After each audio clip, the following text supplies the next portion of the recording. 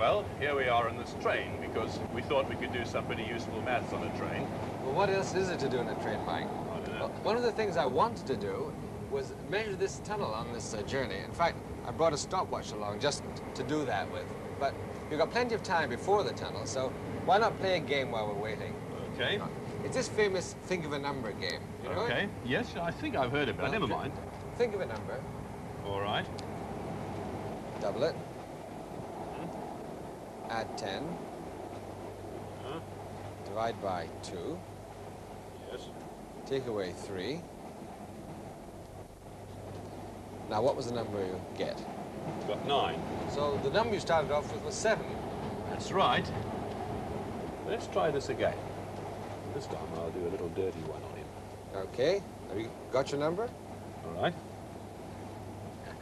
Double it, Yes. add 10, Yes. divide by 2, Mm-hmm. take away 3. Now, what number did you get this time? 2. Well, that's a dirty one. You must have thought of 0. Well, obviously, Alan, you've got some sort of trick. Maybe you should explain Well, it. I have a trick, and the trick is called algebra. It's very simple. All you have to do is to use some symbol instead of the special number that you're thinking of. Uh-huh. Something like X, for instance. Yes, that's an excellent choice. Okay, well, when I say think of a number, all you do is write down X. All right. So I'll do that. Yeah. And then when I say double it, you write 2 times X. Well, that's just 2X for short. And adding 10, that's just 2X plus 10. 2x plus 10. Right. And then dividing by 2, Uh-huh. Divide the whole lot by 2. that's right. And then I said subtract 3. Ooh, I'll have to squeeze it in. 2x plus 10 on 2, subtract 3. And then work out what you get at the end. So I have to sort that out now. So I've got a formula 2x plus 10 upon 2 minus 3. Well, that's the same as 2x upon 2 plus 10 upon 2 plus 3. And that's x plus 5. Uh-huh, I see now. X plus 2. So whatever number X you start off with, you always end up with the number X plus 2. So that means to say whatever number I started off with, I'm going to end up with that number plus 2. Exactly, and that's how I was able to work out the number you started off with. So for instance, when I ended up with 9, Yes. we had a 9 there, and you figured out then x is equal to 9 minus 2 equals 7. Exactly. Well, of course, in maths you have lots of x's and things like that, but as you know, in science, most of the time we use symbols, not x necessarily, to stand for other things we've measured, like velocities or densities or volumes or something of that sort, or maybe speeds and times. Talking of speeds and times, how about that tunnel? Oh, you're right, I'd forgotten about that. Well, it's about time we did make some measurements. Now, with my stopwatch, I can certainly work out the time it takes, but in order to get the length, I have to know a connection between length and time. Okay, so what I'll do is I'll make a little table. And I'll write time in this column, and then distance in that one. But the trouble is, we don't know the speed, so we're going to have to guess it. Well, what do you think it is?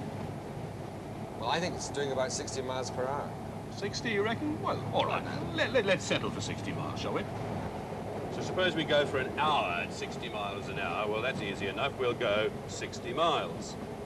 And if we go 2 hours, well, it'll be 120. And in 3 hours, 180. And so on. In 4 hours, 240 miles. So we can work out the distance from the time from the speed. And if we had half an hour, for example, we could still do it. I'd say half an hour, well, 30 miles in half an hour. What if you had minutes? What, about 10 minutes, say? 10 minutes? Okay, now let's see, there are 6 of those in an hour, so 10 minutes is a sixth of an hour, and that's 60 times a sixth, that's 10 miles. So you see, it's easy. What we can work out from this is a formula that the distance is equal to 60 times the time. 60 miles an hour, time in hours, distance 60 times the time. So there's our formula. Okay, so we've got our formula now. If the train is going 60 miles an hour, mind you, we've assumed that, haven't we? Then we've got distance equals 60 times the time, and the distance is in miles and the time's in hours. Well, that looks like the formula we need, and I think 60 is just about right, so all we need now is the tunnel. And here it is now.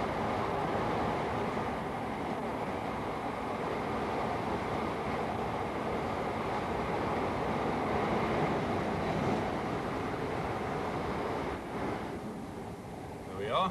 So what have you got? Well, I've just got about 61 seconds and a bit. Okay, well, let's settle for 60 seconds, to make life easy for ourselves. Now, let's see. We're going to have to put in 60 seconds into our formula. Now, that's a 60th of an hour. So d, the distance, is equal to 60 times t. Now, what have we got this time? You told me that t was a little over a minute, and we're going to call it a minute, which is 1/60th of an hour, all right? So we've got to put that number in instead of the t. d equals 60 times 1 upon 60. And that, believe it or not, 1 mile exactly. Provided, of course, the train was really going at 60 miles an hour. Yes. Okay, so that tells us that if the train is actually going at 60 miles an hour, the tunnel's a mile long. But of course, if we really want to know the length of the tunnel, we better do something about finding out what the speed actually is. Sherlock Holmes did it by counting mileposts, so perhaps we could do the same thing. That's to say if we can find any. You ready? Here comes Yes. the first one. Now.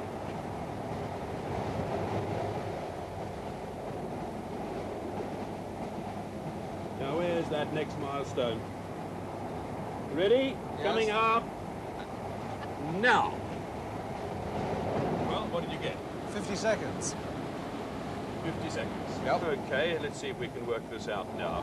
We've been using the formula d equals 60 times t because we were guessing the speed to be 60.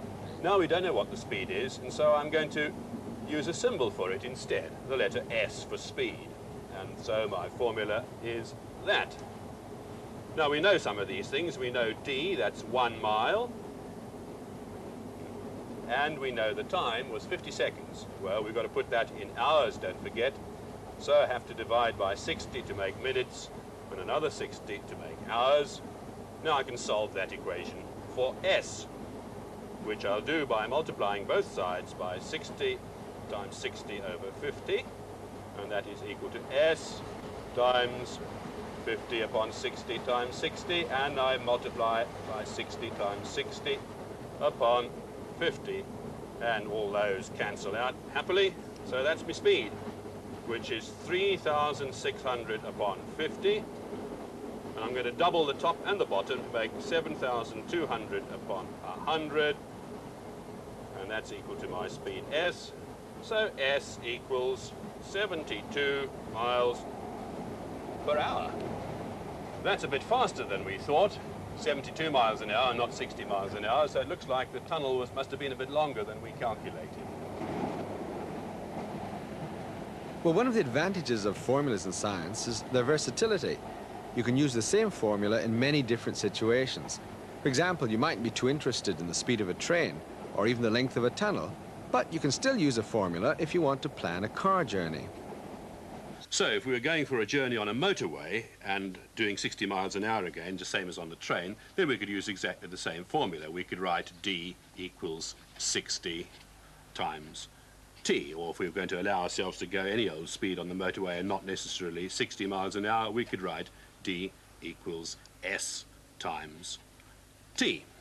Well, that's all right if you go at a constant speed, which you can do on a motorway. But getting on the motorway and getting off the motorway, well, you can't keep a constant speed. Oh, yeah. Well, I guess we can get around that, Alan, because we can just extend this idea a little bit by representing the total distance that's on the motorway and getting on and off by a capital D, and then the distance on the motorway itself by a D with a little subscript M for motorway, D sub M, plus the distance traveled in a town before or after you go on the motorway. And then it's our d sub m that will be equal to s times t, where s is the speed on the motorway and t is the time on the motorway, plus d sub t. So now we've got a formula which we can use to solve that sort of problem. So that sounds just like the job when I want to go on my next journey from Watford to Birmingham. Yeah, fair enough, Alan, but the thing is we need to be quite sure that we understand what the symbols all stand for. Just let's remind ourselves. So capital D stands for the distance, the total distance. S stands for the speed on the motorway, T for the time you spend on the motorway, and D sub T is the distance travelled in the town. Well, I know what my total distance is. Door to door, I've done the journey before. It's actually 112 miles. So capital D equals 112 miles, right? Now, to go from Watford to the motorway, I have to take 3 miles to get onto the M1. Then I just whip up the M1 till I come to the M6. Then I go along the M6 to the Birmingham exit. And then I need another 5 miles off that to get to where I'm going in Birmingham. So D sub T will then be 3 miles, that's the Watford end, plus 5 miles for the Birmingham end. That makes 8 miles. What about your speed? Well, I go about 65 miles per hour on the motorway. Law-abiding citizens, S equals 65 miles per hour. Right, so we ought to be able to work it all out now. We've got all the numbers. So can you tell me how long the whole journey is going to take me? Oh, no, not the whole journey, Alan, because the time we've got here isn't for the whole journey. It's just for the bit on the motorway. We wouldn't know about the time in the town with traffic and all that, but we can work out the bit on the motorway. Okay, that's useful anyway. All right, let's try and do that. Now, to do that, what I want to do is just rearrange this equation just slightly by taking away from the left-hand side this distance in the town, and therefore, of course, I have to do the same on the right-hand side, otherwise the equation won't be true anymore. And then those two go out, and I've got d minus d sub t equals s times t. Now, I want to just divide each side by the speed s, because then it will cancel out there, and that gives me a formula for the time, because d minus d sub t upon s equals t. So we can work out the time. Now, the time will be then equal to capital D, which is 112 miles, minus d sub t, which is 8 miles, divided by 65 miles per hour. That's going to be 104 miles upon 65 miles per hour. Well, let's just calculate that, shall we? Switch her on. 104 divided by 65 equals.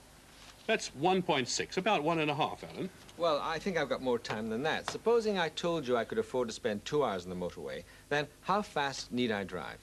2 hours, eh? All right. So, we've got, we have to change the formula around a bit. D minus dt upon s is equal to t.